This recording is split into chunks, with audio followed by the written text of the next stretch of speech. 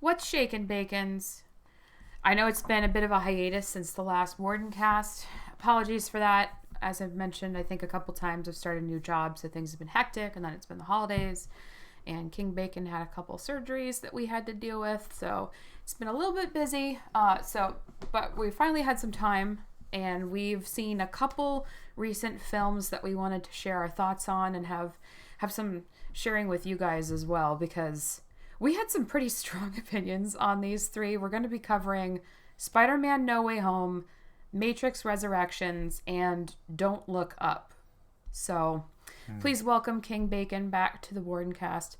Yay, insert applause clip here. Welcome. Hello, everyone.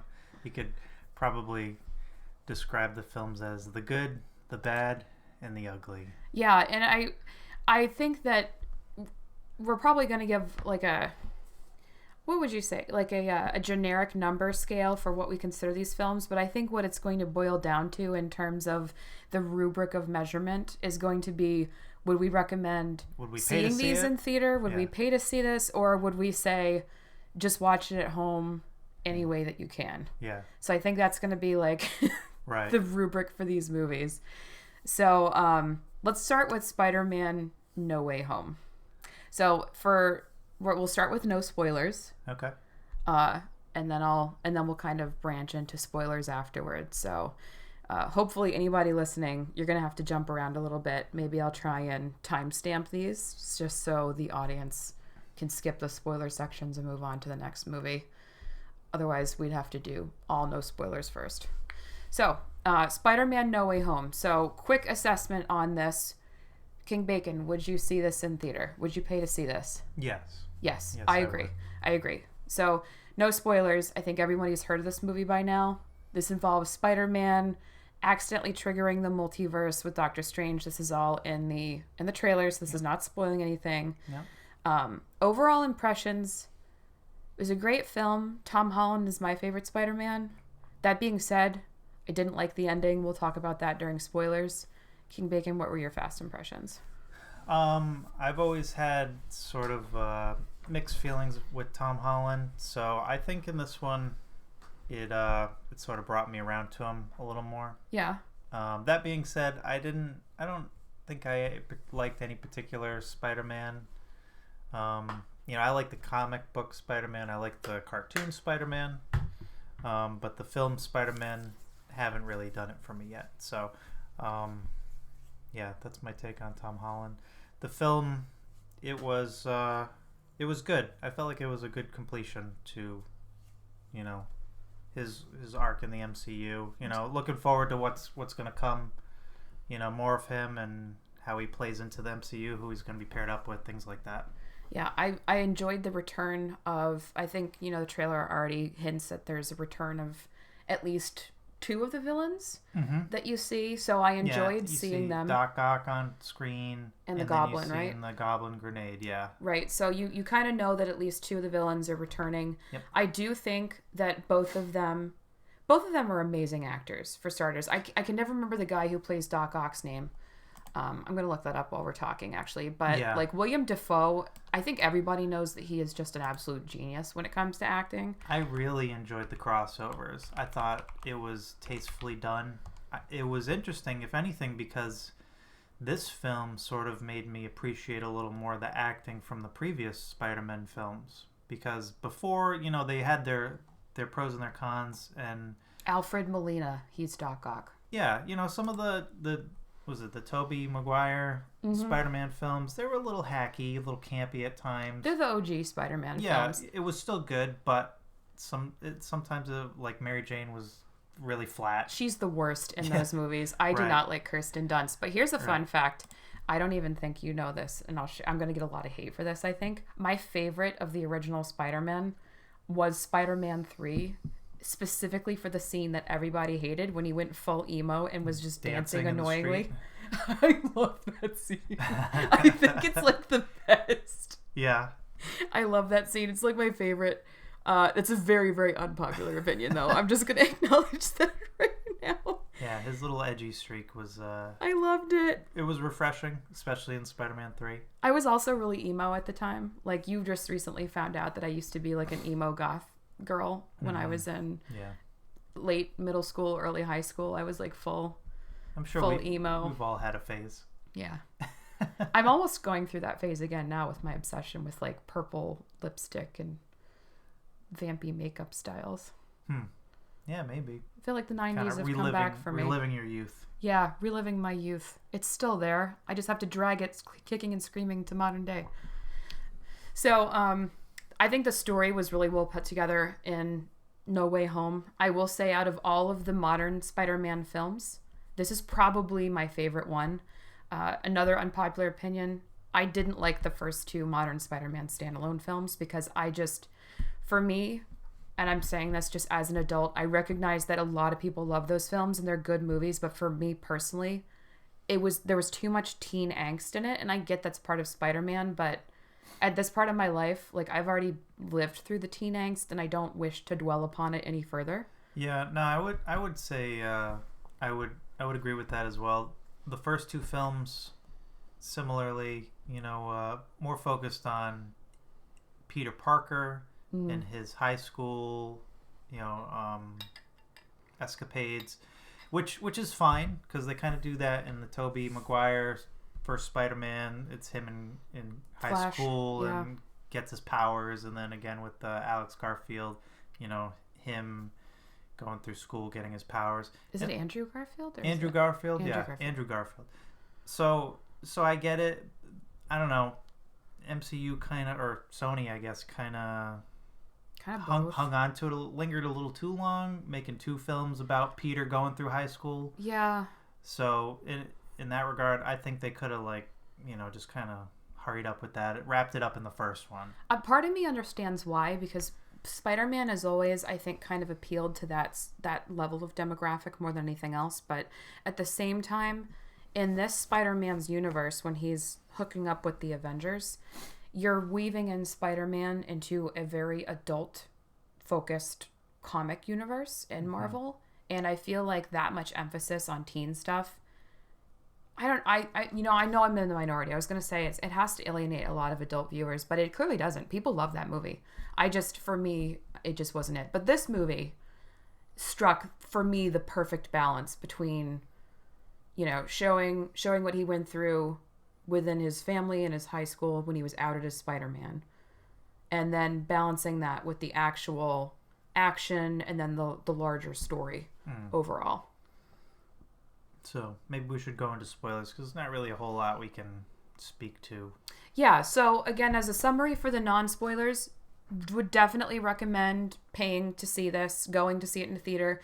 Obviously, be careful when you do that. Omicron is going nuts as we're recording this, so make sure you're boosted and whatnot, wear a mask, etc. Just like Spider-Man does, be your own hero. That was kind of corny, I admit. So we're going to go into spoilers for Spider-Man now. So I'm going to kind of count down to 3 and give you guys a chance to pause or jump to the next timestamp. So 3, 2, 1. Okay, we're in spoilers. I hated the ending to this. That being said, I loved seeing all the villains. Jump right to the end. I hate the ending. We can backtrack. What specific? Well, I mean, you opened up with the ending. What specifically don't you like about the ending? I don't like that it took it back to how Spider-Man is originally. Okay. And the reason I don't... What would you prefer him to be? I would have preferred for him to continue to be aligned as, like... I feel like the other Marvel movies with this Spider-Man set him up as... He's started out as your neighborhood-friendly Spider-Man, but, like, in the cosmos of the Marvel Universe... Earth is kind of his neighborhood now, and I liked that they had branched him out and incorporated him and given him some more mature storylines with the other superheroes. I really, really liked that, because one issue I have always had with Spider-Man as a character is how small scale he is, and how he's always, I can't tell anyone it's me, and he really agonizes about it. And then, we kind of get why in this movie, because it becomes like this huge upheaval of his life, and it kind of messes up everything around him. But at the same time, the end of the movie, the spell is finally done so that everyone forgets he's Spider-Man, and he just decides to quietly go and live in like a shack somewhere. And I don't like... He lives in an apartment. He lives in a shacky Although apartment. I guess in New York it would be the equivalent of a shack. Well, and I don't like that. Like, we have 2 other Spider-Man universe film series where he is the OG Spider-Man. I wanted this Spider-Man to continue to be more because I felt like that was lacking in the other Spider-Man films. Mm-hmm. Excuse me, 3 Spider-Man films, because we're forgetting Spider-Verse, which is still my all-time favorite Spider-Man movie. Mm-hmm. Big shout out to Miles Morales Spider-Man. But yeah, I know this is an unpopular opinion because a lot of people, including my family actually, and my brothers roasted me for this opinion. They really liked that it got back to like the OG Spider-Man line. But for me, it's like, this is our 3rd or 4th Spider-Man. I've seen that storyline and I'm tired of it. I really liked that this was evolving in a new direction. And I feel like they're like, okay, maybe Sony had some beef about their licensing, or, you know, maybe they're like, okay, you know, Marvel, we had that issue, what was it, last year or the year before, where Sony wasn't going to let them do any more Spider-Man movies. Yeah. So maybe this is Marvel just severing ties with Spider-Man and doing it in a way that it's like, oh, he went back to his roots, so no more Spider-Man. I don't know. Whatever the reason for it was, I'm not a fan that he went back to the way it was. And he was also like, oh no, they don't remember me. They don't know Spider-Man's identity. And it's like, bro, it's so easy. Just tell them what happened when everybody got dusted on the moon when you guys fought Thanos. Like, they'll immediately, oh, so you're Spider-Man's identity. Like, it's not that hard to fix that kind of spell, because they didn't forget about Spider-Man, they just forgot Peter Parker. Yeah. I'm you know, the opposing opinion. I like the return to his original sort of character. I think I pointed out a hole in your theory there about, you know, his identity, where I had said, yeah, he could say like, oh yeah, remember that thing that happened? That was me. Like, yeah, that's true. He could associate Spider-Man with his identity, his secret identity, but it will never restore all the fond memories and the bonds that he created with all these people. Well, no, but it could have been like a start. For sure, but I think again that's part of the direction they were heading, is he realized that to protect the people he loved, the best thing he could do was keep that part of him a secret, which is again the sort of the original line with Spider-Man. Yeah, which I don't like. Mm-hmm. Like, if it was me, like if I was that universe's MJ, and let's say you promised me that you would come find me afterward because we loved each other and had a life, mm-hmm. I would have relied on that. And if I found out somehow later, amidst all the wacky hijinks of this planet, that you had the choice to come back and be with me and you didn't, I would be ripshit. Like, I would be beyond, I'd be like, all right, well, fuck you, Spider-Man can die. I don't care. Well, I wouldn't be that. Right. I wouldn't wish you to die. I take that back. But yeah, I think you're getting a little extreme. Well, maybe just I'm being a bit dramatic, but yeah, I would not have been pleased, and that's putting it mildly. Yeah. Well, in any case, you know, that's sort of what we got in this film. Yeah. And it wasn't bad. You didn't like it. I enjoyed it. I thought it was fine. It was sort of in line with traditional Spider-Man. What else? Yeah, to clarify, it's not that I didn't like the movie. I just didn't like that they brought him back to like the same old tired Spider-Man storyline, because I've seen it so many times. Yeah. Like, that's what I want to clarify. As a movie as a whole, it was great. So let's move to other spoilers. So what about the villains? Who else? I was going to say, we don't just get... So we see Doc Ock. Yep. Green Goblin. Who else do we see? Electro. Yep. Electro. And we have the Sandman. Mm-hmm. Am I missing one? Yep. The dinosaur. Oh, the crocodile guy Lizard. From Andrew Garfield's. Yeah, I didn't lizard. watch that one. It looked so bad. I was like, I'm not watching that movie. Yeah. So we get all the villains, which was really interesting to see them come into this mm-hmm. universe. And then we also, as people suspected, we get cameos. What? Couple hero cameos. Remember, we have Daredevil. Oh yeah, that's right. Daredevil. He shows up. Has in the a nod. Who else? Venom was in the end credits scene, which thoroughly confused me. I was like, if they all got sent back to their own multiverse, how on earth did a bit of Venom stay there? Symbiote, yeah. Like, that didn't make any sense to me. Although it was funny to see Tom Hardy ranting about Thanos at the end. That was amusing. Just Tom Hardy being drunk Tom Hardy. Yeah. He said That was something an about accent. Did you hear that? aliens don't. Tom Hardy. Tom Hardy. What did he say? Aliens don't want stones. They want to eat. They want to eat brains. They want to eat brains. Yeah. He was so perplexed that an alien was traveling the universe collecting stones. He didn't understand. What did he call it? He was like an alien with a big purple chin. He just called it. He said big purple aliens collecting stones. Yeah. Yeah. I also, speaking, as we're on the topic of the end post-credits scenes, the other post-credits scene with the Doctor Strange, it just felt like a movie preview. It didn't feel like a bonus scene.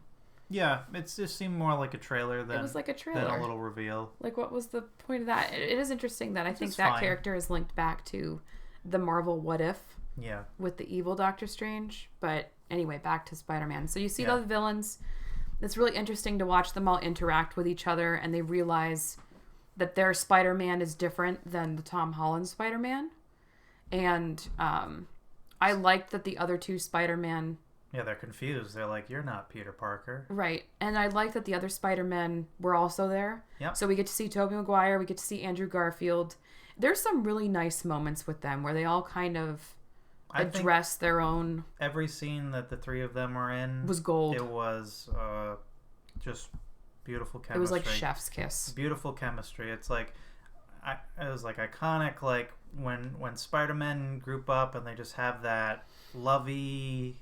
goofy, carefree riff on each other. Yeah, and it's all just at no point in time do any of them have any kind of malice towards one another. Yeah. So that was just great. Yeah, and it's nice too because you could see some redemptive moments in there, like when Tom Holland's MJ almost falls to her death, Andrew Garfield's able to save her because Tom Holland gets like bashed out of the way. Yeah. And you can see in his face like that's a redeeming moment for him because he was not able to save his love interest, Gwen, in his universe. Yep. But he was able to save another Peter Parker's love interest, and that was really touching to see. Yeah, he got a chance to heal an open wound. Yeah. And I think Tobey Maguire's Spider-Man was able to have a little bit of redemption for himself too, and when he stopped Tom Holland from killing the Green Goblin. Yeah. At the end. Yep, because Tom Holland ends up losing Aunt May, which is the equivalent of his Uncle Ben. Yeah, so they watch him go through the pain that they both felt. Yeah. And they could relate to it, and they had to just kind of watch and hope that he made the right decision. And then helped him. Tobey Maguire jumped in at the last second to kind of reground him and make him remember, you know, this is what they do. You know, they make the tough calls and the sacrifices. You know what really made me laugh is so speaking of multiple Spider-Men, they did give a shout out to the Miles Morales Spider-Verse. And one of the Electro said it. Electro was like, "Man, you from Queens? You help out the poor." So I thought you would have been black. I thought you'd be black. Yeah. And Andrew Garfield just looks so depressed. He's like, "I'm sorry." And then he was like, "Somewhere out there is a black Spider-Man." And then I think everybody in our theater was like, "Miles Morales." Yeah. Yeah. Yep. Yeah. That was a nice little call out. That was a really good call out. It makes me want to watch that movie again. That movie's still the best Spider-Man, I think, that I've ever seen. And the Spider-Verse film. Yeah, this is second now, I think, for me. Spider-Verse was really good. Peace and love to the Sam Raimi trilogy. And no peace and love to Andrew Garfield's trilogy. Poor guy, I'm sorry. Yeah. Oh, you know what they did reference to? Remember, I mentioned this on the way home from the theater. Andrew Garfield, his Spider-Man version was so outside of the normal personality of Spider-Man that they actually alluded to it in this movie. And he actually, I think it was them, they were able to kind of retcon it, but he was like, I was so overcome with grief that I just started completely going against my morals and being very violent and kind of acting out. Yeah. What did he say? I think I stopped pulling my punches. Yeah. So I thought I really liked that I'm not a Tobey Maguire fan, but I liked him in this film. I liked him because he was an Andrew older, Garfield in this wiser, film. Spider-Man, Tobey Maguire. That is, it was just nice. He had a bit of, I don't know how to describe it, like just sage wisdom. But you've grown up. You could see that he had been through a lot, and he just sort of instilled a lot of wisdom in the the few lines he had in the film to the other Spider-Man. And just, you know, hey, I've been there. This is how I kind of got through it. Yeah. It was nice. Yeah. So, what do you think about the main plot? You know, sort of rehabilitating. yeah, so the main plot line, just for those who may be listening to this that haven't seen it yet but are curious anyway, Peter Parker, Tom Holland's Peter Parker, wants everyone except for a few people to forget that he's Spider-Man, but the problem is he freaks out, as he always does, and then Doctor Messes up Strange's the spell spell. goes wrong, and Yep. he's able to contain the spell, but it tore open the rifts between the universes. Yeah, ends up attracting villains from other universes. Villains and the Spider-Man. Anybody that knew Peter Parker was Spider-Man starts coming in from the other universes. Mm-hmm. So his job is to go collect them for Doctor Strange so they can send them back. But Peter decides, with the nudge from his aunt, he realized, or he later discovers, that all of the villains that came through to his universe are destined to be killed by Spider-Man. Right. So they were kind of brought back to life by getting sucked into this universe. And Doctor Strange has a plan. He says, okay, we're going to gather them all up. We're going to send them back to their universe. And their fate is their fate. And of course, Tom Holland, Spider-Man, he doesn't like that, knowing that they're going to go back just to die because, you know, Spider-Man being Spider-Man, he doesn't want anyone to die. He wants to save everyone. So he manages to, in what I think is one of the, maybe the second best sequence in the whole movie. I would say the first best is the ending where all three Spider-Man fight together. But in the second best sequence, he actually fights Doctor Strange inside the mirror dimension. Yep. And that is really freaking cool to watch. But he traps Doctor Strange in the mirror dimension, works on rehabilitating the enemies. Predictably, things go wildly awry thanks to the Green Goblin, and they all escape. Yeah. Aunt May is killed in this confrontation, and then Peter goes to grieve, and that's when Ned and MJ discover that Ned can use the magic portal wizard magic, the ring, which is really cool. And then they find the extra Spider-Men and bring them in, and then they all help Peter. And at the end, they figure out how to rehabilitate them, and there's a showdown, and then the movie kind of concludes. That was really cool with Ned. I hope that he kind of gets more of a role in the Doctor Strange films, perhaps. Maybe he appears as like a tutor, a pupil. Maybe a cameo. I think the way the film ended, they kind of wrote off Ned and MJ. I don't know. Just given the fact that Peter had a chance to reconnect with them and he opted not to and go back to his original Spider-Man roots. Yeah, so but I think that's them kind of, like I said, we'll probably see them appearing here and there. Well, I'm expecting we would see Ned at least appear as like a pupil. Yeah, but like for Doctor Strange, because he's got that innate talent for it. Yeah, I agree. I think it would be purely as a cameo, but we'll see. I don't know. Ned looks like he lost weight. He's probably working out. They might be featuring him in another movie. Okay. You know the Marvel thing. Everybody has to get buff for Marvel films. I guess. Yeah. Yeah. So I would definitely recommend seeing this. It was really good. Again, I'm in the minority with my opinion on the ending, I think. Yeah. How would you rate it out of 10? Well, I'd probably give it like a 9 out of 10. 9 out of 10? It was really, really well done. Yeah? Yeah. What's losing the point for you? The ending. I didn't like that it felt... Otherwise, everything was fantastic. Yeah. That being said, it does feel like if you're going in expecting a really grand film, it's not. It's definitely like a very localized, small-scale film, which fits the friendly neighborhood vibes of Spider-Man. Yeah. Yeah. I sound like a Spider-Man hater, and I'm really not. I like Spider-Man a lot. Actually, I often dream I'm a superhero, and most of the dreams I have where I'm a superhero, I am Spider-Man, or I'm the Avatar from Avatar: The Last Airbender. Most of the time, I'm Spider-Man. Those are two good ones. Yeah. It's really fun to have those Legend dreams. of Korra Avatar? I hate that series. Screw Korra. I hate that series. Yeah. I'd give the film an 8 out of 10. 8 out of 10? Yeah. So where'd you deduct your points? I don't think I have anything specific to call to take away from.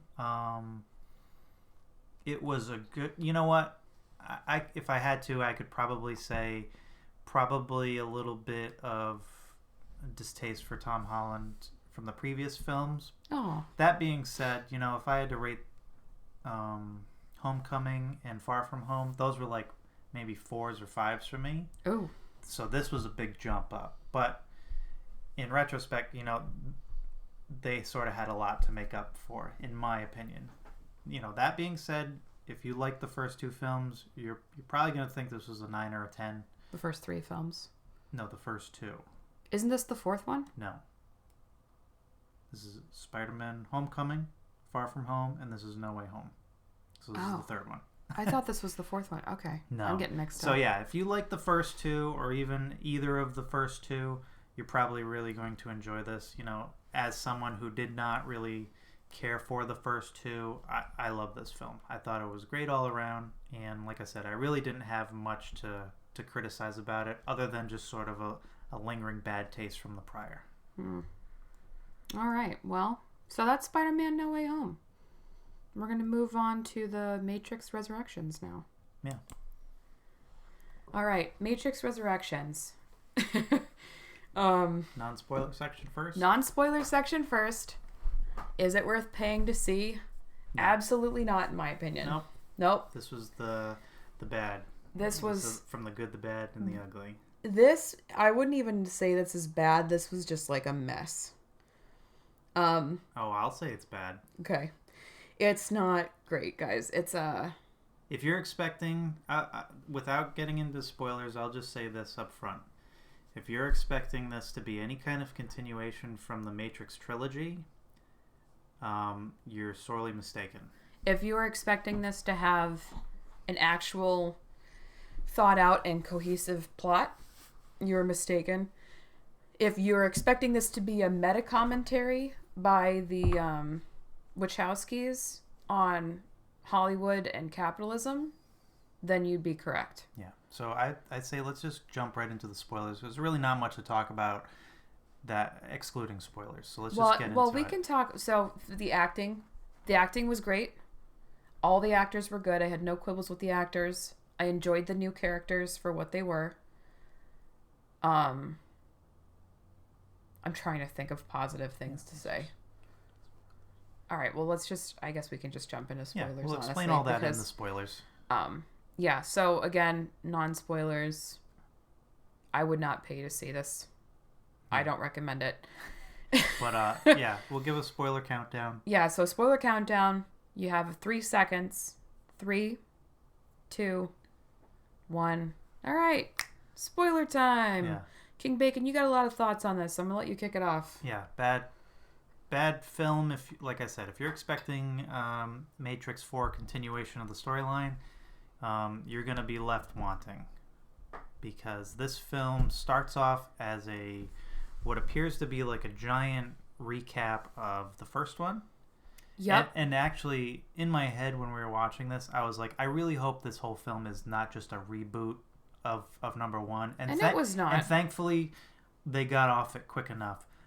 That being said, the whole film was just a giant parody of our Hollywood environment and corporatist, like, we gotta, it makes, the movie makes fun of itself in a way that is it's meta, nuanced. Yeah, meta. There's no other way to put it. It's basically a giant fu to the Hollywood industry from the Wachowskis, and so I said this to you right after we watched it. I said it's very possible that the first Matrix films did the same thing, but I was young enough when those came out that I would not have known.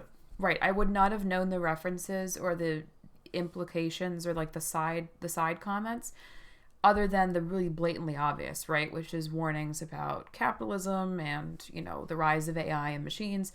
I would not have been able to pick up on anything other than the most blatant things because I was not an adult when those came out. Yeah.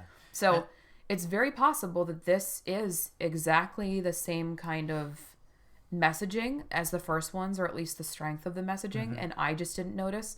That being said, it was very, very blatant. Like, they deliberately used lingo in a very horrible way. They called out issues with trans politics, because I think the Wachowskis are trans, right? They called out a lot of the issues with giant corporatist takeovers. Yeah. The way that they're forced into making sequels just so their contracts aren't completely written over. Yeah. How they try to target demographics. So it kind of felt to me, honestly, like they deliberately torpedoed this film in an attempt to make sure that no one would ask them to ever make anything else from this. Yeah. So, I mean, for those listening who may not want to go see the film and they just want to hear the spoilers, the quick take about the movie is this movie opens up to a lot of the scenes from the first film where Trinity is getting the phone call and the agents are going to seek her out, But it's not Trinity. Right in the beginning of the movie. It looks very close to Trinity, but it's not her. And there are some what do you call them? The people who Agents? No, not the agents, but the people who get out of the Matrix and go back in. Oh, I don't know. Rebels, we'll call them rebels. Yeah.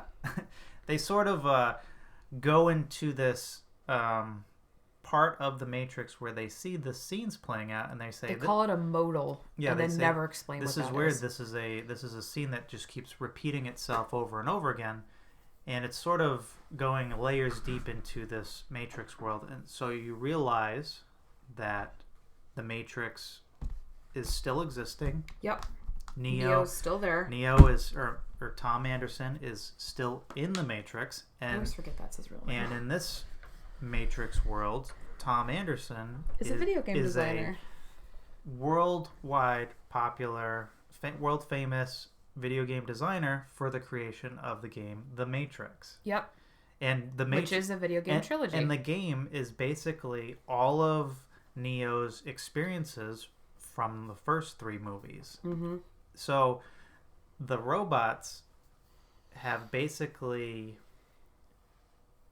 condensed his whole life experience into just a tiny video game, more or less downplaying all of the everything that happened, all of the accomplishments. So it's revealed that he and Trinity both survived and are in this new version of the Matrix because a new character called the Analyst, who is another machine AI, saved their bodies, somehow rebuilt them, and the logic provided is that if Neo and Trinity are dead or not together, none of the humans on the planet believe they're in the Matrix.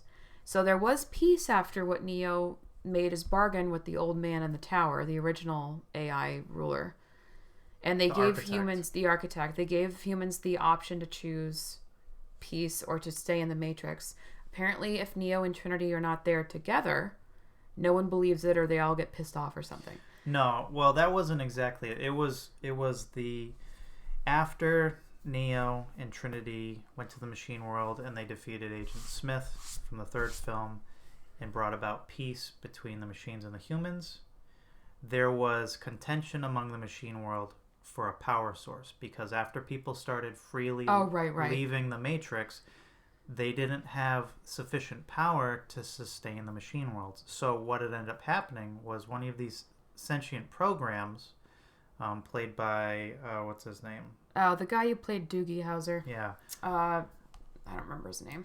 He ended up sort of taking over as the new architect for the Matrix, realizing that he can generate energy and keep human beings plugged into the Matrix by appealing to their fictional beliefs rather than facts. Neil Patrick Harris. So yeah, the therapist played by Neil Patrick Harris, he has this really smart way of sort of playing to human emotion by feeding into their fictional beliefs. So it's really a parallel to how like big tech companies do it now with social media and things like that. It's just pumping you with misinformation, making you believe what you want to believe. In that way, you can just stay deeply engrossed into your own little microcosm. Right. So and what they ended up doing, I'll just wrap it up real quick, is he realized when he found dead Neo and dead Trinity after the third films, if he could resurrect them, the two of them generated an enormous amount of electricity to help power that's the right, Matrix. But only if they were together. Only if they were just close enough together without touching, because he had made a comment about when they do connect, whether it's physical touch or whatnot, he kind of just plainly described it as bad things happen, and Yeah, then it literally showed like that's it. And it then, showed like the machines exploding and stuff like that. It was Yeah. very poorly done. it's not it's so the film essentially, after you see like a recreation of the first movie, the intro, it's a series where they have to extract Neo once again from the Matrix, which again is like the same as the first movie. So he has to take the symbolic pill, Yep. remove himself yet again. I do like the exploration of the psychological, like, is this real or not? Because this is something I think the original trilogy really messed with people's heads. Like, this is the one movie series I have ever seen that made me question my reality. So I'm one of those people. But so they get him out, and then it made me laugh because I remember like dying of laughter, and you were like, what's going on? And I was like, he's like Padme, he's dying of the big sad. Yeah. Because they're like, health-wise, he's fine. For some reason, he's dying. And I was like, he's just like Padme. Yeah. That was just when they unplugged him from the Matrix and put him into the They're like, he's totally construct. fine. But for some reason, we're losing him. Yeah. So in order to cure Neo of the big sad, they're like, well, we have to go get Trinity. So then the rest of the movie is literally just showing how they go get Trinity. Yeah. And aside from that very, very weak plot point, the movie was just overall bad. And they don't flesh out the world after. Well, they don't flesh out all. They don't flesh out anything. They show some of the machines that have come to live with people, and there's like a brief sentence where they say some of the machines realized that they could choose and they decided to help us or something like that. But they mention how Zion is gone now, and then they briefly talk about how the OG Morpheus was their leader, but he ignored the warning signs from the machines. And then they never say what happened to the city. So you're left to just assume that maybe they were attacked. But there's no information, like the time frame in between Neo making peace for them and then when this movie starts feels like a jigsaw puzzle that's missing 90% of its pieces. Yeah, this movie opens up more questions than it gives answers. And I said to you after we watched the film, I said this movie is so bad, I would not be surprised if an interview or an article gets released, maybe in a couple of months or a couple of weeks, that the directors and the writers intentionally wrote this film as a big FU to the industry. And I said that as well. I think it's just them giving the middle finger to the industry.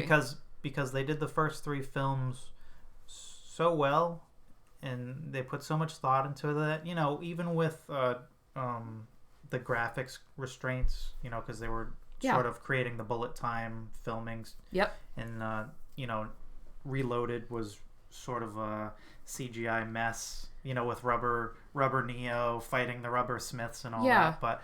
But this film was just so far removed from those. I was like, this had to have been intentionally bad. There's no way. There's no way. What I would guess is that their copyright and their contract or whatever was coming up for lapsing, and they had to do something big with it, or else they would have lost the rights to it. Yeah. And so they just made it as a big FU to the whole industry. Yeah. But it wasn't all bad, right? Like, the acting was great. Jada Pinkett Smith as old Niobe was the most horrible aging makeup I have seen in a really long time. Yeah. That whole subplot was very dumb. I liked the new... the crew was basically a repeat of Morpheus. Like, the new captain, the girl with the blue hair, I don't remember her name. She was cool. But it was just the crew was a copy-paste with different genders and races. She's Bugs. Bugs, that's her name. Her name was Bugs Bunny. It's just a copy-paste of the original crew. It's all a copy-paste. It was not... It's all a copy-paste. You know what I will say? You get to see Io, a new city where they have machine sentience. So you know what I will say, though? The hybrid Morpheus, where he was... Smith? Morpheus Smith, where he was the combination of Agent Smith and the original Morpheus, that Neo coded into his modal and he became sentient. He was so well cast. I absolutely believe, I was like, this could be a young Lawrence Fishburne.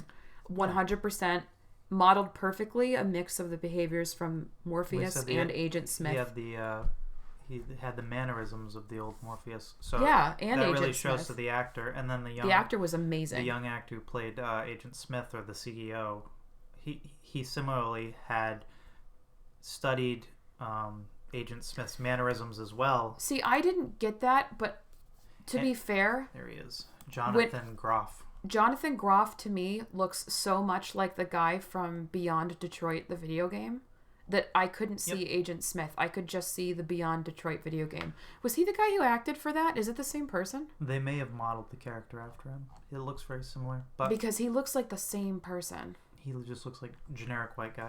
Yeah, well, I could not see Agent Smith in him. I was like, oh, Elrond realized how bad this was going to be and just was noped out of there. Well, I mean, visually... Just yeeted himself away from that Visually, plot. I'm not saying he looks anything like Agent Smith. But in terms of, like I said, the mannerisms, he definitely studied, because when he was fighting in the abandoned bathroom, it was sort of... Brian Desher was Connor in Detroit Become Human, but looking at the photo, they could be twins. Yeah. They honestly could be twins. That's crazy. But yeah, I mean, I didn't see it, but you saw it, so maybe other people will agree with you that he was really good at modeling Agent Smith's behaviors. Little subtleties, like the way his mouth and jaw moved when they were fighting in the bathroom scene. Like I said, it was just a very very well captured. Honestly, this film was so bland that I barely remember it, and we just watched it like 3 days ago. It was it's a big nothing burger. It's a fast burn. It's a Wachowski nothing burger is what it was. I think it was, how long was it? Maybe like a 2-hour runtime. It was like 2.5 hours, and it felt like an eternity. I don't know. It felt like it went by fast for me. Not me, man. Oh my god.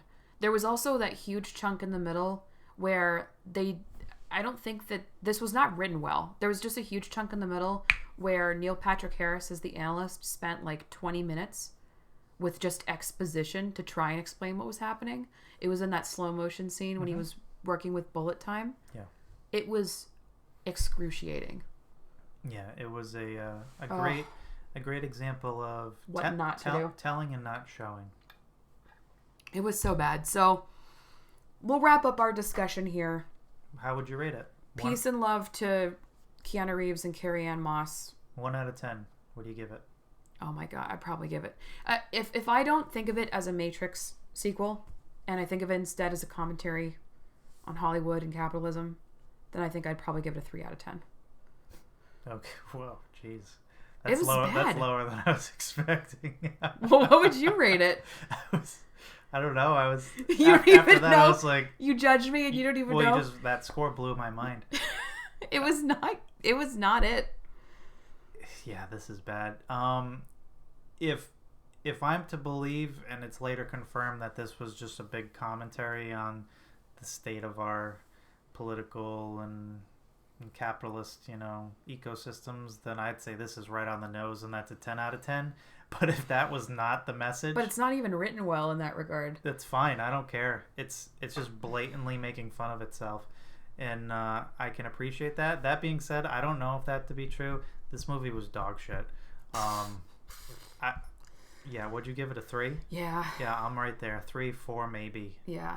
I mean, there were some elements to it where I'm like, oh, this is kind of cool. I'd like to know more about it, and then the movie just goes right past it, never touches it again. I can't even remember, and the ending too was just kind of corny. Like Neo and Trinity just hold hands and fly into the sky together. I was like, okay. Yeah. Oh, it feels like a fever dream, that movie. Yeah. Do yourself a favor. Don't pay to go see this one. If you have to see it, don't pay to see it. Otherwise, I would almost tell you don't even bother watching it, because it is just... If you thought the conclusion to the Matrix films was bad, the original trilogy, you are going to hate life after watching this. Save your precious minutes of your life. Yeah. And avoid it. So, I'm going to call that a wrap on Matrix Resurrections. Yeah, that was quick and dirty. Yeah. So, let's go on. Let's talk about Don't Look Up now. Okay. So, we're going to start with non-spoilers. Yeah, that one I called it the ugly. So the good Spider-Man, the bad Matrix, and this one is the ugly. But ugly in a sense that it's like an ugly truth. Yes. So Don't Look Up, and I'm going to give a non-spoiler overview for people that haven't heard of this film yet. This is released on Netflix. I think it is #1 streaming on their platform right now. Mm-hmm. It stars Leonardo DiCaprio, Cate Blanchett, Jennifer Lawrence, Timothy Chalamet. Oh my gosh, I'm missing a lot of people. Doesn't matter. it stars a lot of really heavy hitters in Hollywood. Yeah, so in the trailer, I think it's described as two astronomers, or actually a team of astronomers, discover a catastrophic event, and they're going out to try and spread the word. So they discover, and this is revealed in the trailer. Yeah. Jennifer Lawrence's character discovers a huge comet that is heading straight for Earth, and it will impact Earth in about 6 months.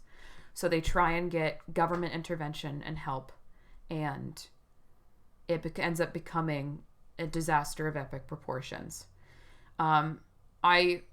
So overall impressions, the acting was amazing from you've got a lot of heavy hitter actors in this film. Incredible. There are some really hilarious ongoing jokes in this film. It manages to be funny despite the depressing topic, but at the same time, this film is a commentary on how governments around our planet are not doing jack shit in regards to disasters we are facing as a global community. Yeah. And why that happens, and it's a discussion point on how corporations control our governments and how people are so divided that they can't unite to even save everyone from disaster. So it is a very dark comedy, but it will also raise your blood pressure like nothing else because, like King Bacon pointed out, it's a very, very ugly truth. Yeah. So I would definitely pay to see this. Yeah. So if you have Netflix, watch it for sure. I don't think it's hitting theaters. It's a Netflix release. Yeah, probably exclusive. If you don't have Netflix and find someone who does. Watch this film. It is definitely worth watching. I think it's very eye-opening, even though it is very hard to watch. I'm not going to lie. Yeah. It's very, very difficult to watch. It's written incredibly well. I think the writer was actually Bernie Sanders' speechwriter, I found out. Interesting. Yeah. So it was very funny. Like the directing, I have zero complaints, and I usually get really picky with directing. Acting, I'm also pretty picky with. I have no complaints about the acting. Leonardo DiCaprio is an amazing actor anyway. I was just thinking to myself when you said it earlier about the actors in it.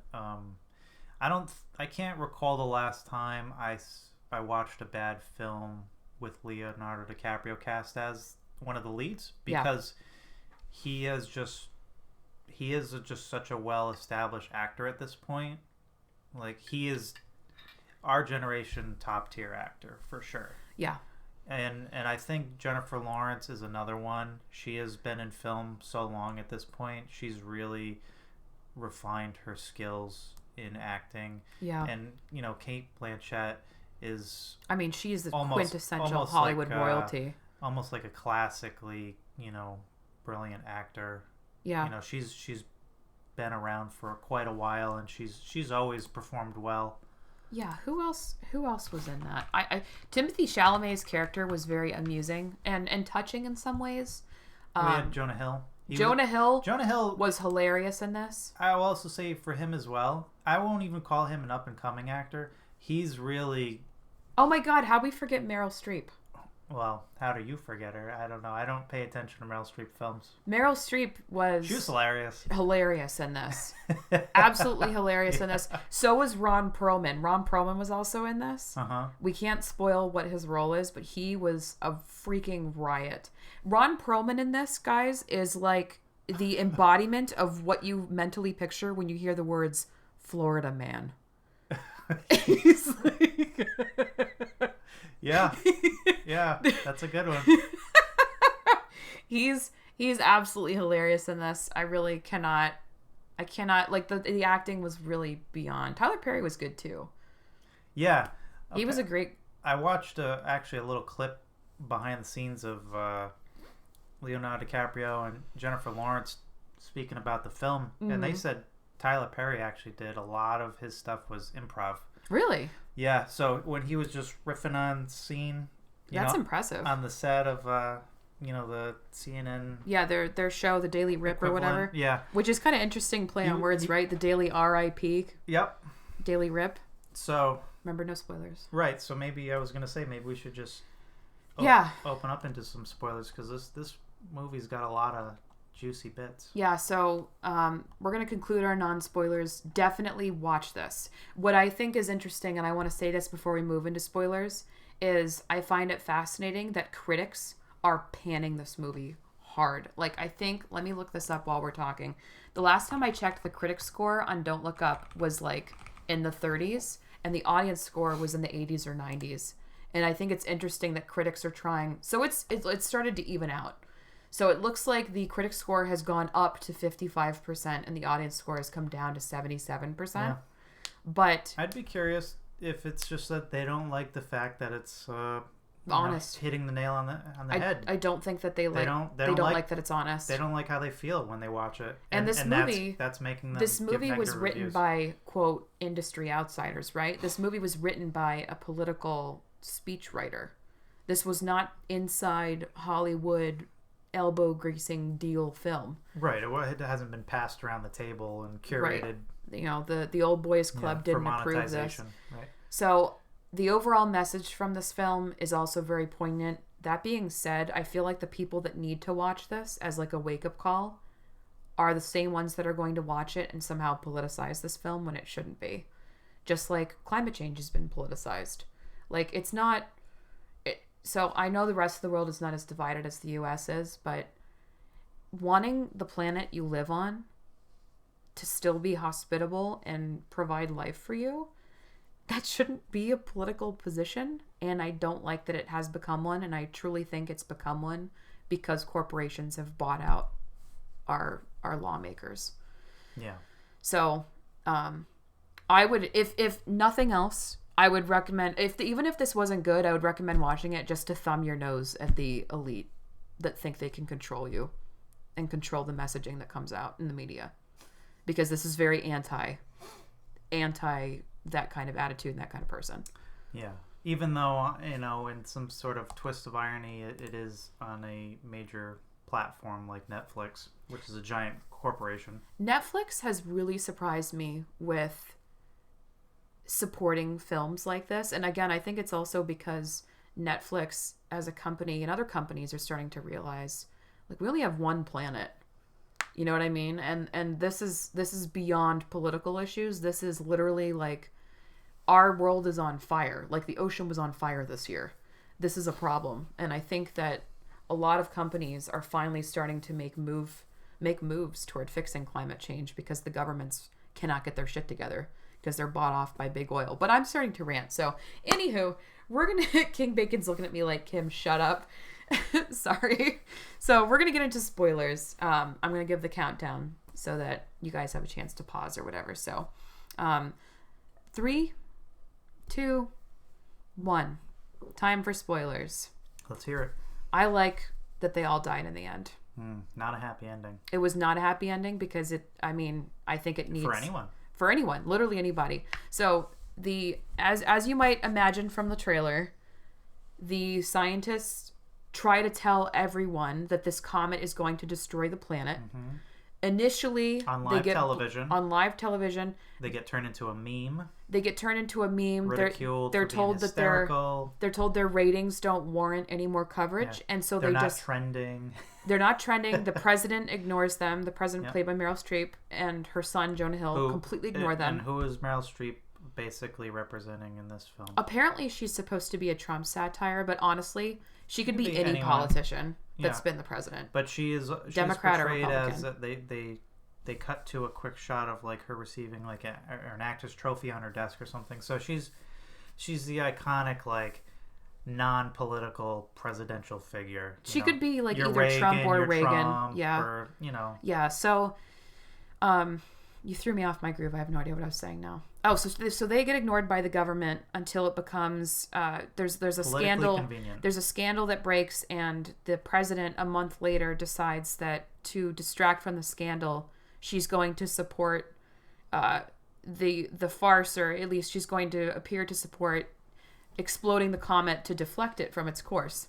In the meantime, the CEO of a company called Bash, who is the representative of It's an all of the big tech. An amalgamation of Zuckerberg and Elon and Jeff maybe Bezos, Jobs, and Steve Apple Jobs equivalent. So they have this guy whose thing, like their intro for this guy is like, don't even think negative thoughts around him. Don't make direct eye contact. Yeah, no eye contact.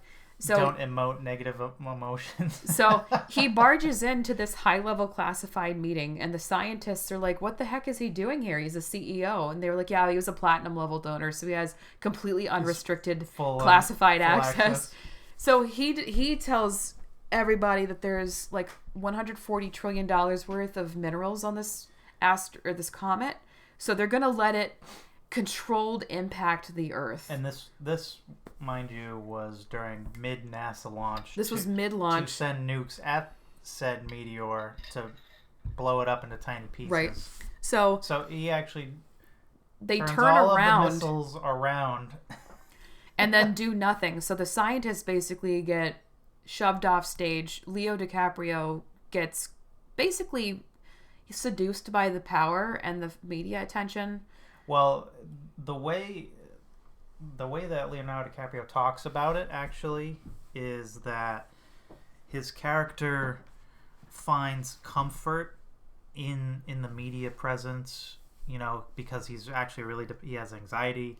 He takes Xanax. He's got a lot of health issues. Yeah, and he actually finds a way to battle all of his anxiety by thinking he's going out and spreading the word.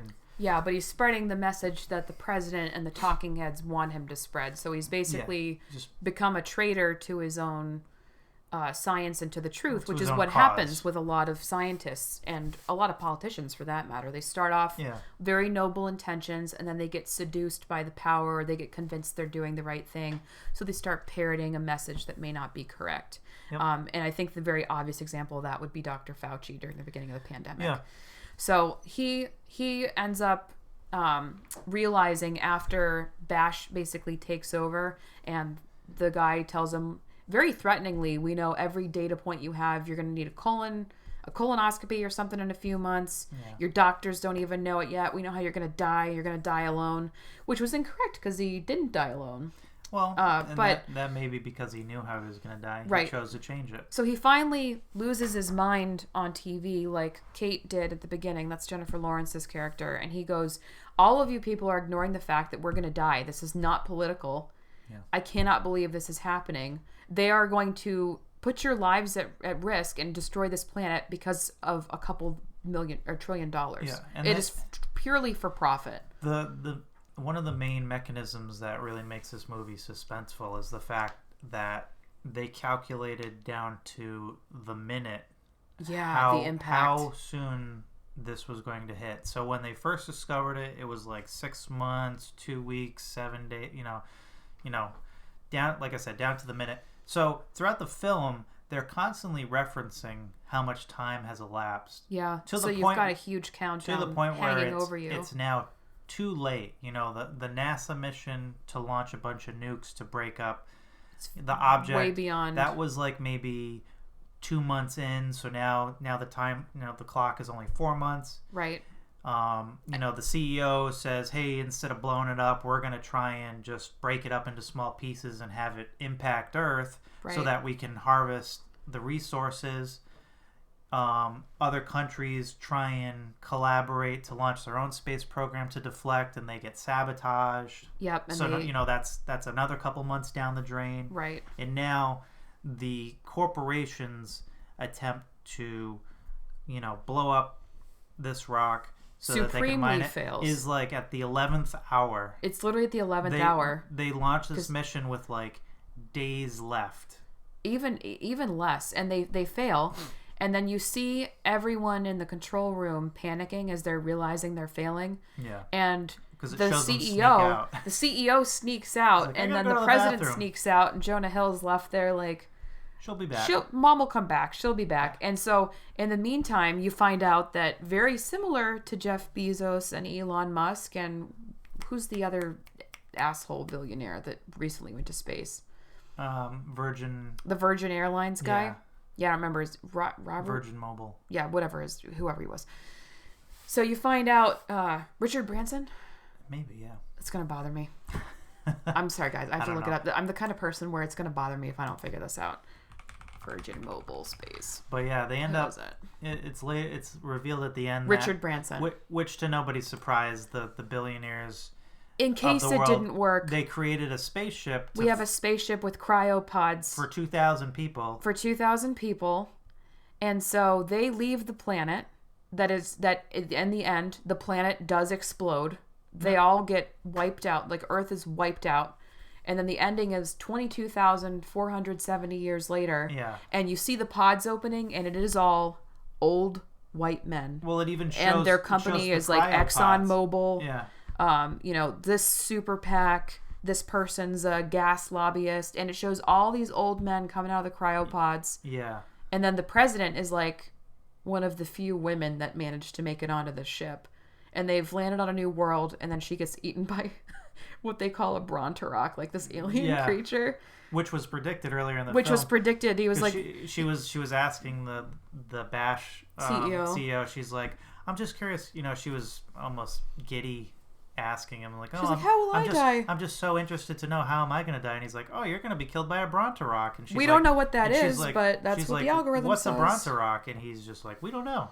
Yeah, and so at the end, she gets eaten. He's like, I guess that must be a Brontorok. Yeah. So it's very, so like we said at the beginning of this during the non-spoiler section, this is a very funny film, but it's also like my heart rate went through the freaking roof watching this because I know that that's how stuff happens in our political system. And it is so infuriating because one of the things I think myself and a lot of people I know have been feeling is I think we all know our planet is on fire at this point. It's been out for decades now that Exxon has known about this, had perfectly predicted what would happen. Some of the major companies are, to date, saying, yeah, we know this is unsustainable, so we're going to harvest all we can and burn it all now and just make things worse, because how are we going to have profits when we run out of fossil fuel? So we need to price gouge people on this while we have the chance. It's just, it blows my mind how this is allowed to happen. And just like in the film, nothing happens because the people, it's very clearly illustrated, are kept sidetracked with pop culture bullshit. Like the Ariana Grande character. There was a parody of Make America Great Again. It was Don't Look Up. Yeah, so which is the title of the film. So you had a bunch of people denying that there was any kind of actual science because they put their faith blindly in this algorithm and in these people that managed to lie persuasively enough to them. After the NASA mission was reverted, basically the president ran a campaign called Don't Look Up, pretending nothing was going on, pushing propaganda saying, you know why they want you to look up? Because they're looking down at you. So they were trying to blindly convince people, hey, don't look up at the sky, because at a certain point in the movie, the asteroid is in clear visible range. You can see it. You can see it weeks away. That's how large it is. And they said it was like 10 kilometers wide. It was as big as a mountain. So within a month's time before impact, you could see the object in the sky, and that's when they were campaigning Don't Look Up. And it's a direct allegory for climate change, because we all see what's happening, and because of profits and corporations, nothing is getting done. And they're like, oh, it's going to cost too much money to fix it. Yeah, well, there's going to be no money left if the freaking planet is on fire. Yeah. And that's why all these billionaires are trying to escape the planet. Like, I found out the other day that the Heinz Corporation has perfected tomatoes that can grow in Mars and space conditions for their ketchup. And I'm like, they really are all planning to leave all of us. That's not coincidence, on this folks. Planet. They are stripping our planet, and they're going to leave all of us normal people to just perish in flames. And it makes me so angry, and nothing is being done about it, it seems. Yeah. And like so yeah, your blood pressure is going to go up, but it's worth watching. Yeah. It really is. It's I like to so think well written. It's clever. I like to think I have a pretty good dark humor sense, and in the beginning of the film I was laughing, but at the end, you know, ironically, I was not. And typically, like I said, I can laugh through some pretty dark humor films all the way to the end. This one was just too close to home, and it's supposed to be. Yeah, it's supposed to be an eye opener, folks. So if you're at all interested in this movie, you're gonna like it to a degree, and you're going to. It's gonna be funny, and you're going to feel uncomfortable. And if you're okay with that, then I think you're really gonna like this film. You know what actually helped? Because I think it was really, when we watched really well done. If you a glass of wine, if you drink, if you drink, alcohol really helps with this film. And if you don't drink, or if you have a problem, I'm not encouraging you to break that or anything. But like, it helped. Having wine helped me get through. I had wine and I had a cocktail. Which is sort of yeah. in line with the film, right? Because that's the state of everyone in the film, is just getting fucked up or drunk. And yeah. And it's clearly evident, right? I found myself in the movie. You're following these characters, and they're starting to fall into devious ways, and I'm just like, you know what? Fuck it. If they knew they only had 6 months left to live, why would they hold themselves to any moral standards? Right. Especially when they see the world around them doing nothing about it. Right. People just stop caring. They stop living. Like the professor ends up having the affair with the news anchor. Mm-hmm. The wife later reveals she slept with a buddy in college. Yeah. Not that has anything to do with the timeline. Yeah, but basically, what's the point of... You see other things like that, like Jennifer Lawrence's boyfriend cashes in his relationship with her for his 15 minutes of fame because he's a news article writer. Yeah. He's like, I dated that crazy woman on the news. And then she ends up getting engaged to Timothée Chalamet's character. She's evangelical. Like, why not? We're about to die anyway, right. Who gives a rip? Right. So it's very clever. I also really, really liked the running joke throughout the film where in the beginning, the scene with the general and the snacks, the general gets like these bags of pretzels and waters as they're waiting for the president, and he's like, that'll be $10 each for the snacks. Oh, they charge them, they're pretty expensive here, that'll maybe like $10 a head. Yeah. And then Jennifer Lawrence finds out that the snacks are free, and the rest of the film it'll cut to her like trying to talk to somebody, and she's like, he's a 3-star general, why would he do that? Why would he charge us for the snacks? Right. And to which you pointed out later, she didn't even pay for her snacks. Yeah, she didn't so even why pay does for she care snacks. so much? I think it's it just probably blew her the mind. principle of the thing. Yeah, it just blew her mind. Yeah, so this movie's very, very clever.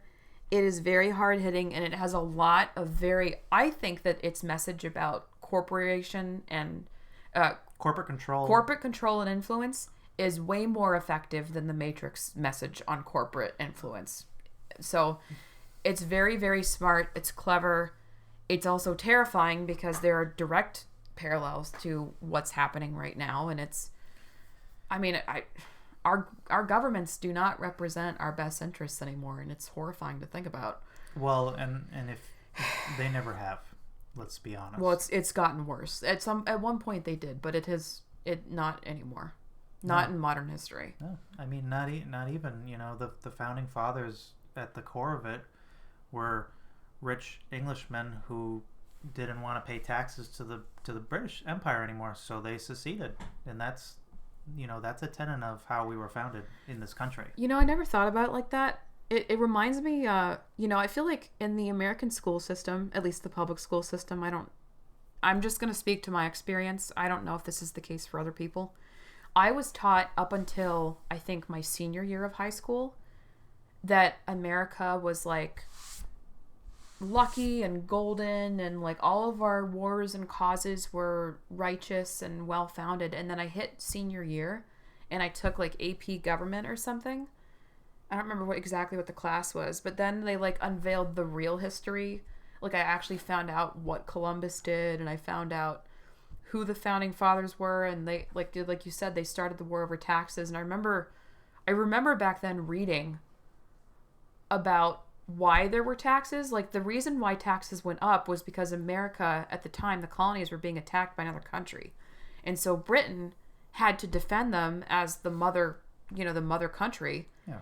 And defending your colonies is expensive, so they basically went to war for the colonies, And then the colonies had a bitch fit about paying a little bit higher taxes for a while to help pay for the war that they had instigated. Mm-hmm. And then they broke off for independence. And I remember sitting there, like, as a teenager, just shocked because I was like, no, I completely, like, I side with the British in this case. Like, Well, that is eminently reasonable to me. It's hard to understand and appreciate the nuances when you're in high school. That is fair. You know, Yeah. because again, I'm not advocating for history- us to be under colonial rule by Britain, just to be very, very clear his- on that point. history is written by the victors, right? So accuracy is just one battle away. Yeah. But yeah, I mean, back to the movie. You know, Yep. this was good. How would you rate it? Did we do ratings? I don't think we did. I don't think we did ratings. I would definitely. We said we would definitely pay to see this, and you should see it. Yeah. Like I understand. My ranting is probably put some of you off, and I deeply hope that's not the case. Like I cannot tell you enough that I think you should see this film. I think everyone should watch this. Okay, so what do you give it out of 10? I'm gonna give it a I'm gonna give it a 9 out of 10. I'll give it a 10. Wow. Yeah, I like the actors in it. You know, I've always liked Leo and Jennifer Lawrence. I think those are two powerful actors, and they really made a good film, and they spread a good message. It's just all around good. Even though it made me feel, you know, Hopeless? No, not hopeless. Just, you know, sort of more aware of reality. You know, I still like the film. I think it's important. Yeah. You know, it's funny, but it's also got a serious undertone to it, and I hope a lot of people watch it and pick up on it, and hopefully we can, you know, do something about it instead of letting those with a lot of money decide what's best for us. I remember reading recently an article. I don't remember what publication it was, but there was a discussion on how a lot of the interests, like the oil interests and the fossil fuel interests, they've shifted from denying climate change because it's undeniable at this point to promoting inaction and telling us there's nothing we can do anyway, so just accept it. And I think that this film helps show that the issue is corporations, because a lot of them, I think was it BP invented the carbon footprint because they're trying to tell us that the action that needs to be taken is on the individual, but it's really us as individuals are not what is the majority cause of climate change. It's giant corporations. Yeah, So this film does a really good job of pointing out, like, listen, the problem is at a higher level, and you can do everything you can within your sphere, but there needs to be widespread change. Yeah. And you can't allow them to put you as an individual. You can't harness the blame for this. There are a lot of examples like that. Another good one is the food industry and veganism. And this is not me advocating for one way or the other. Yeah, we are not vegans, just to make that clear. If you clear. like to eat meat, or if you don't, that's cool, do you? But it just goes to show that an individual who chooses to no longer eat meat maybe saves, I think they calculated it was like 500 chickens in your lifetime, you know, maybe a few hundred cows. And that's totaling the total meat consumption of an average human lifespan. And the unfortunate reality to it is that number isn't a drop in the bucket for the amount of farm or factory farmed animals that these industries produce and slaughter. So while the ideologies are noble in their intent, it doesn't make significant change. Just sort of like how you're talking about fossil fuels. Right. You know, we can all go to electric vehicles, but a large percentage of carbon emission is caused by freight shipping overseas, you know, to and from countries, and air pollution from airplanes. Yep. And like you mentioned, the animal market. I think for those of you who watch science-based channels, if you have heard of them, Kurzgesagt, I always say this wrong. Kurzgesagt, it's spelled with a Kurz. If you type that in, YouTube should complete it for you. It's a very popular channel. They recently did a video on this related to the food industry with meat, and that was a very fascinating watch, directly related to what you're talking about, King Bacon. Yeah. So one thing I'm really looking forward to is, cultured meat. I think that's very promising. I also think that if you can, it's not easy to do this for most people, and it's not easy for us either, but when you can and if you can, try to shop locally. Support industries that are closer to you. Instead of buying like your gallon of milk from that giant industrial farm complex like out in Idaho or whatever, where the cows are just like oozing pus and whatnot all day. Like, go to a local dairy farm. Sign up for like a local milk delivery if you can afford it. So anyway, this kind of detoured off of the film, but anyway, yeah, definitely watch the movie. Sorry, didn't mean to proselytize there. But yeah, so Spider-Man No Way Home, pay to see it. Matrix Resurrections, skip it. Yeah. Massive skip it. Save yourself the time. Don't Look Up, definitely see it. Yeah. Any concluding thoughts, King Bacon? No, I mean, those are our hot takes on 3 wildly diverging films. And yeah, I mean, you may agree, you may disagree. Leave your comments or your grievances below. Yeah, and it's always good to have a conversation. I think one thing that we forget is we can actually have conversations. I feel like the media makes people feel like they're going to be completely polarized. Yeah, well, I'm always an advocate for hearing and respecting other people's opinions as well. Yeah. I may have a differing view, but I won't often tell people that their opinions are wrong, even though I may disagree with them. Yeah, so. And there's been very recent surveys done. I can't speak for the globe, but at least across the United States, that no matter what party they're in, like 70% of people or higher are concerned about climate change. Like a certain percentage want government reform with, the corporate funding and the buyouts that keep happening. So no matter what party you're in, you're probably not alone if you feel this way. So you should always feel like you can have that conversation with other people in a peaceful way. Obviously we don't want to have people yelling at each other, but yeah. So anyway, I hope you guys are doing well. I hope you had an amazing holiday season. And thanks for tuning in. If you made it this long, holy cow, this is over an hour. If you made it this long, massive kudos to you. Let us know what your thoughts are on these films, if you've seen them or if you haven't, or if you're going to, or if you're not going to. And I think we're out. This is probably going to come out before New Year's, so have a wonderful New Year, everyone. Yeah, happy holidays. Bye.